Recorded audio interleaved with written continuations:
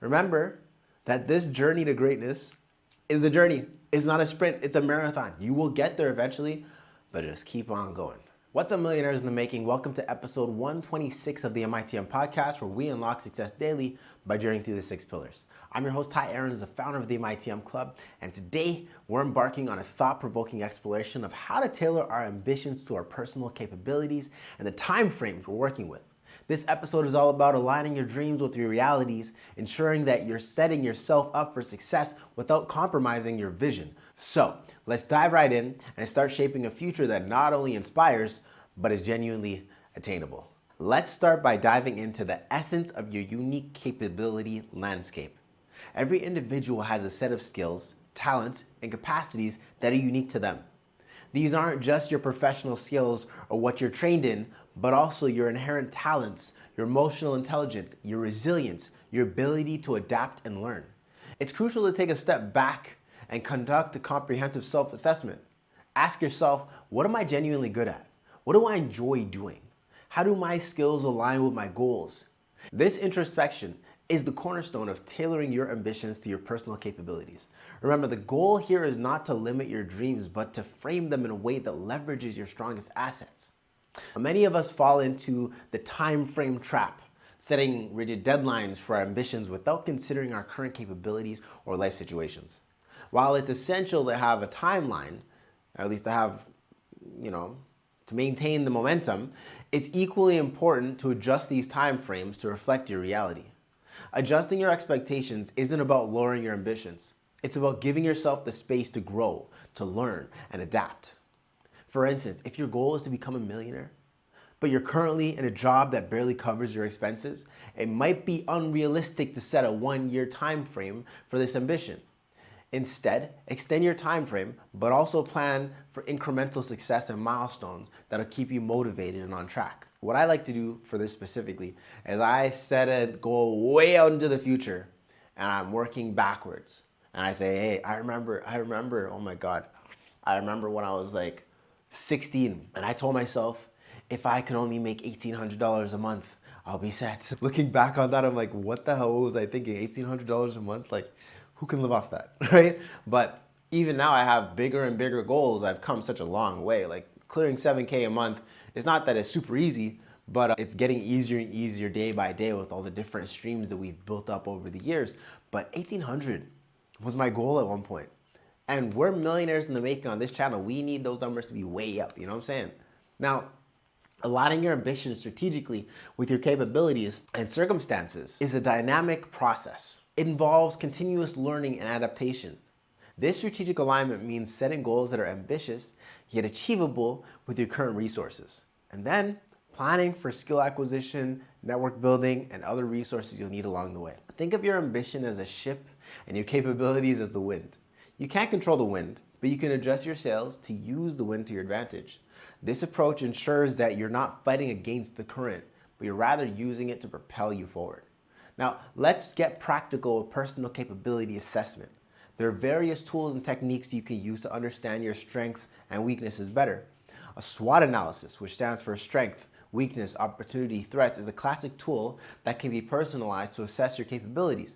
A lot of people think of it as just a tool that's for businesses, but I like to say you are a business. From the moment that you wake up and you go out to a job and you offer your service to someone, you're now a business, you're in business. You just happen to be the business of you selling your personal skills to the corporation of X Corp or whatever company you're working for. So doing a SWOT analysis on yourself, on the business that is you, is extremely important to your growth and your development and everything else.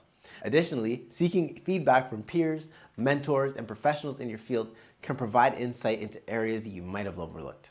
Now, there are numerous online platforms offering personality tests, skill assessments, and even career aptitude tests that can help you paint a clearer picture of your capabilities and how they can be aligned for your ambitions. One other thing that I do, just adding this on here, is every now and then I like to do a personal inventory where I ask my friends, hey, 5 best things about me, 5 worst things about me. Don't worry about my feelings. You're not gonna hurt my feelings. Please be as brutally honest as possible. It might be wise to do that with your employer. It might be wise to do that with your customers and your clients just to get feedback of what the world sees you like. Because the more data you have, the more information that you have, to say, who am I showing to the world? How are people seeing me? The better off you'll be in the long run. Now, creating your ambition blueprint can be tough, but I have a quick step-by-step guide for you, all right? This blueprint is detailed plans that aligns your ambitions with your capabilities and realistic timeframes. Tip number 1, define your ambitions. Clearly articulate what success looks like to you. Is it financial independence? Is it owning a business? Is it making a social impact? Is it getting buff and ripped? Be specific. Be specific. And I tell you, being specific or not being specific has been one of the biggest hindrances for my personal growth. For years, I had all these ideas, but I wasn't specific on the goals. So I lost out on so much that I could have actually done, okay? Tip number 2, assess your capabilities.